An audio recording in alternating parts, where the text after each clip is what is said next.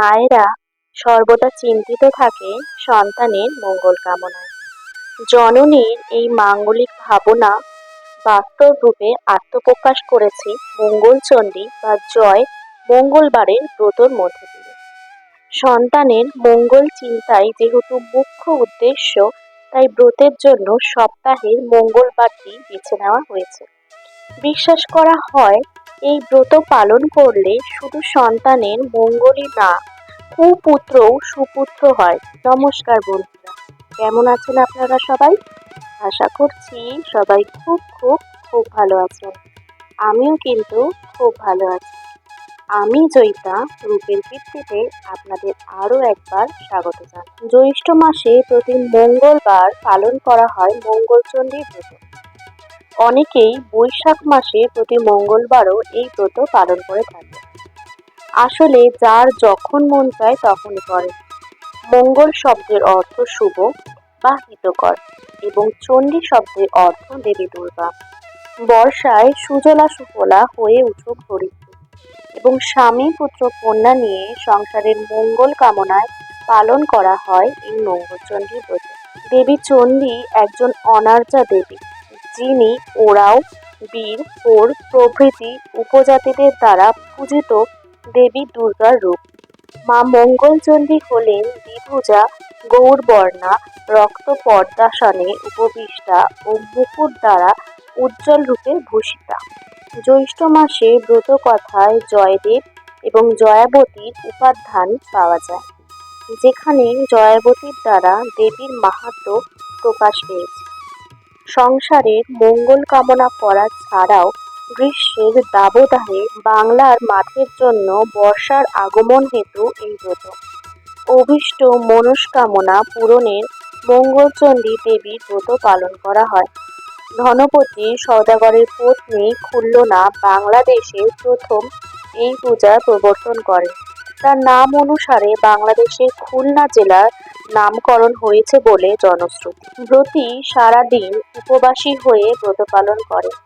এই ব্রতে প্রয়োজন হয় 17টি কাঁঠাল পাতা, 17টি আম পাতা, 17টি বেল পাতা, 17টি তুলসী পাতা, 17টি ধান, 17টি জব, 17টি দূর্বা, একটি চাপা কলা, একটি গোটা সুপরি এবং বিবিধ ফল।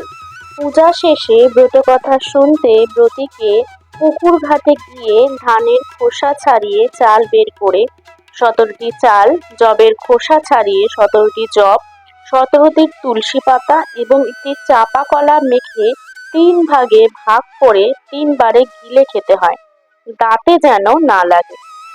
এরপর 3 বার একটু করে জল খেতে হয় এবং পূজার বাকি সব দ্রব্য পুকুর ঘাটে জলে ফেলে দিতে হয়। সাধারণত কয়েকজন সধবা নারী একসাথে বসে মা চণ্ডীর কাছে অর্ঘ্যদান করে এবং চণ্ডীর ঘট সামনে রেখে ব্রতকথা শোনে। ব্রতকথা বলেন একজন ব্রতিনী এবং অন্যান্য ব্রতীরা একটি গোটা সুপরি হাতে নিয়ে ব্রতকথা শোনেন। গ্রীষ্মের দাবদাহে কৃষিপ্রধান বাংলার মাঠঘাটে বর্ষার আগমন হেতু মা চণ্ডী শরণাপন্ন হওয়া ছিল এর অন্যতম কারণ। কাঁঠাল, লিচু, তরমুজ, আম, জাম ইত্যাদি মৌসুমি ফল এই সময় বাজারে পাওয়া যায়। বহুবীজ ফলগুলি প্রচুর ফলনশীল। ফলের সঙ্গে মানুষের সংসারের ফলন হওয়া একটি প্রচ্ছন্ন ধারণা লুকিয়ে থাকে ব্রতর পালনে। 2026 সালে জ্যৈষ্ঠ মাসে জয় মঙ্গলচণ্ডী ব্রত প্রতি মঙ্গলবারে পালন করা হবে, যা 19শে মে থেকে শুরু হয়ে 23শে জুন পর্যন্ত থাকবে। এই ব্রত সাধারণত জ্যৈষ্ঠ মাসের প্রতি মঙ্গলবার পরিবারের মঙ্গল কামনায় নারীরা পালন করে থাকেন। চলুন এবার জানিয়ে দেব 2026 সালের জ্যৈষ্ঠ মাসের মঙ্গলচণ্ডী ব্রতের সম্ভাব্য তালিকা সমূহ। প্রথম মঙ্গলবার পড়েছে 19শে মে, দ্বিতীয় মঙ্গলবার পড়েছে 26শে মে, তৃতীয় মঙ্গলবার পড়েছে 2রা জুন এবং চতুর্থ মঙ্গলবার পড়েছে 9ই জুন। মা মঙ্গলচণ্ডী পূজা ও ব্রত পালনের সময় কিছু বিশেষ নিয়ম ও সতর্কতা অবলম্বন করা অত্যন্ত জরুরি। শাস্ত্র মতে এই দিন ভুলেও যে কাজগুলি করবেন না, চলুন সেগুলিই বলে দেব। ব্রত পালনের দিন রাতে ভুলেও আমিষ খাবার খাবেন না, এমনকি পেঁয়াজ রসুনের খাবারও খাবেন না। সকলেই ব্রত পালনের পর ফলাহার করুন। ব্রত পালন করার পর সন্ধেবেলায় ঝগড়াঝাঁটি, বিবাদ, পরনিন্দা থেকে দূরে থাকুন। মনে অশুভ চিন্তা বা ক্রোধ আনলে ব্রত ভঙ্গ হতে পারে। মঙ্গলচণ্ডীর ব্রতের নিয়ম হলো সকালে স্নান করে পুজো করা। সন্ধ্যের পর প্রদীপ জ্বালানোর পরে ভুলেও চুল ধোবেন না বা নোংরা অবস্থায় থাকবেন না। মা মঙ্গলচণ্ডীর ব্রত পালন করলে অবশ্যই ব্রত কথা শুনতে হবে। ব্রত কথা না শুনলে ব্রত পালনের কোনো মূল্যই থাকবে না। ব্রতের দিন কোনো দরিদ্র ব্যক্তি বা ভিক্ষুককে খালি হাতে ফেরানো উচিত নয়। মা মঙ্গলচণ্ডী নারীদের মঙ্গলের দেবী, তাই নারীদের প্রতি অসম্মানজনক আচরণও নিষিদ্ধ। এই ব্রত পরপর 8টি মঙ্গলবার পালন করা অত্যন্ত শুভ বলে মনে করা হয়, যা সংসারের সুখ সমৃদ্ধি বৃদ্ধি করে। কেমন লাগলো মা মঙ্গলচণ্ডী ব্রত সংক্রান্ত আজকের এই ভিডিওটি?